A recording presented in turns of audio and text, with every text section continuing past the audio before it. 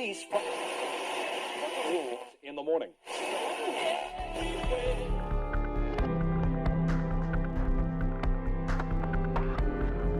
Welcome to Stranger Waves, a factually based recounting of unexplained and obscure mysteries of the world.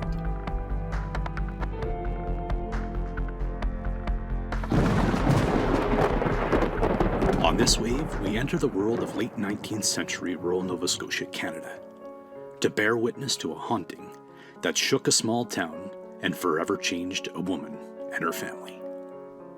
This is the Great Amherst Poltergeist Mystery. In the summer of 1878, Amherst, Nova Scotia was a busy small town, known for its shipbuilding, farming, and the Intercolonial Railway of Canada that connected the city of Halifax, Nova Scotia, and the province of Quebec. One of the town's residents was a young 19-year-old woman named Esther Cox.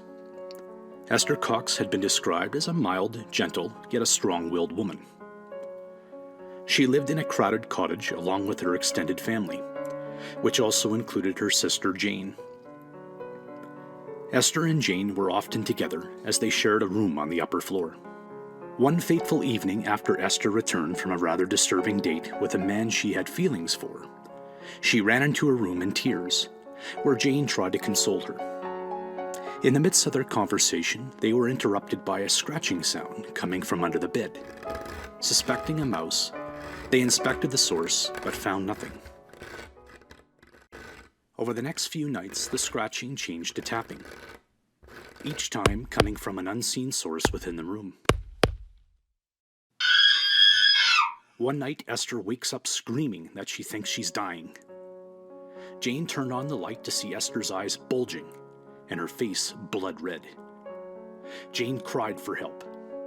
Esther's hands and feet were swollen and she was screaming in agony, when from under the bed, a series of deafening thunderclaps.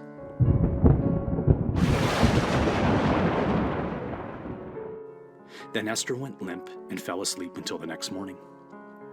For the next 3 nights, everything was peaceful. But on the 4th night, Esther's screaming again woke the family. As they entered her room, the bed sheets and pillow flew across the room on their own. Jane fainted. The following day, the family called their doctor. The doctor, understandably skeptical, arrived that evening to check on Esther and concluded that she did in fact experience some kind of tremendous shock. He then noticed the pillow from under her head seemed to move on its own. Esther's brother-in-law was there with the doctor and attempted to put the pillow back under her head, but the pillow pulled away from his hands by some unseen force. Suddenly, there were 2 loud knocks from under the bed. The doctor looked under the bed and found nothing. The doctor continued to inspect the room for the sound, when Esther began to scream.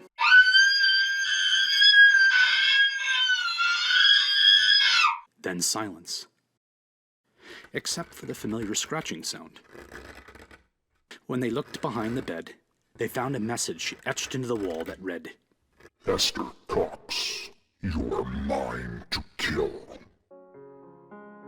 The doctor, clearly shaken, had no explanation. He prescribed morphine for the young woman to sleep and went on his way. Over time, Jane noticed something strange about the tappings on the wall.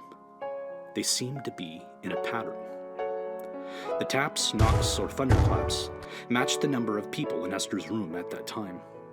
Jane began to ask the apparent poltergeist yes or no questions, where 1 tap was for yes and 2 taps for no. Word quickly spread throughout the town of Amherst of the mysterious happenings at the cottage. Townfolk would often stand outside their home in hopes of witnessing some of the events. At times they were rewarded by hearing thunder coming from the upstairs room. Some considered the events a hoax or a magic trick, while others were more convinced. The hauntings continued for 6 months into the winter of 1878, and escalated to the point where the family witnessed matches floating in the air above Esther's bed, all being lit and dropped, nearly burning the house down. One cold winter night, Esther arose to extreme fright, pointing an unseen ghost in the corner. She had told the family that the spirit was telling her to leave that night, or the spirit would burn the house down. The family found a neighbor willing to take Esther in, and the haunting seemed to cease, for a while.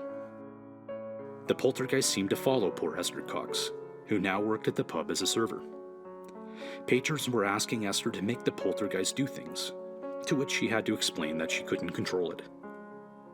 One night at the pub, as another patron asked her to make the poltergeist do a trick, a small knife flew across the room and into Esther's back. The patron saw what happened, pulled out the knife, and sat it on the table, when again the knife flew up and returned into Esther's back. Esther recovered, but she no longer felt safe in Amherst. In the spring of 1879, Esther traveled to St. John, New Brunswick, a few hundred kilometers away. There she met with scientists interested in experimenting with Jane's discoveries about communicating with poltergeists through its tapping. Jane had been too worried to anger the spirits by asking too many questions, but the scientists had no such fear. For the next 2 months in St. John, the scientists had trained the poltergeist to spell out words using an alphabet. They discovered that Esther was haunted by not just one spirit. Some were long-deceased family members. Others seemed to have no relation to Esther in any form. The spirits must have grown bored with the scientists' attempt to communicate, as all activity stopped, and they soon sent Esther home to Amherst. While she was away, the family had taken in a new boarder, an American actor named Walter Hubble, who became enthralled with Esther's story. When Esther returned, he asked her poltergeist yes or no questions. Again, 1 tap for yes, 2 taps no. Have you lived on Earth? Have you seen God? Are you in heaven? Are you in hell? Have you seen the devil?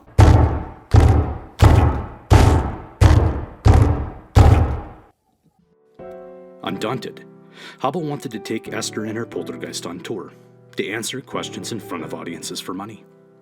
Esther agreed, if only to spare her family from further torment. However, the tour was short-lived, as much as the public viewed her as a fraud. So Esther returned to Amherst to live on her friend's farm, away from her family. Shortly thereafter, in the summer of 1879, Esther met a man whom she deeply loved and married, and all of her hauntings ceased. Esther and her husband eventually moved to Brockton, Massachusetts, to live a simpler and uneventful life, until she died on November 8, 1912. What caused these tormented spirits to follow Esther around for a year? Was it simply a coincidence that began when she was nearly assaulted by a man, and ended when another man loved her? Is love the ultimate weapon against evil? We'll never know. As we ride down the backside of this stranger wave, just take a moment to think. Could the tapping you hear be its spirit talking to you? A manifestation of our active imaginations? Or is it all just a coincidence?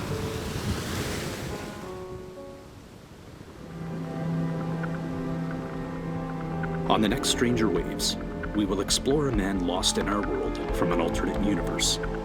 Until next time, avoid any mischievous spirits as you ride between the stranger waves.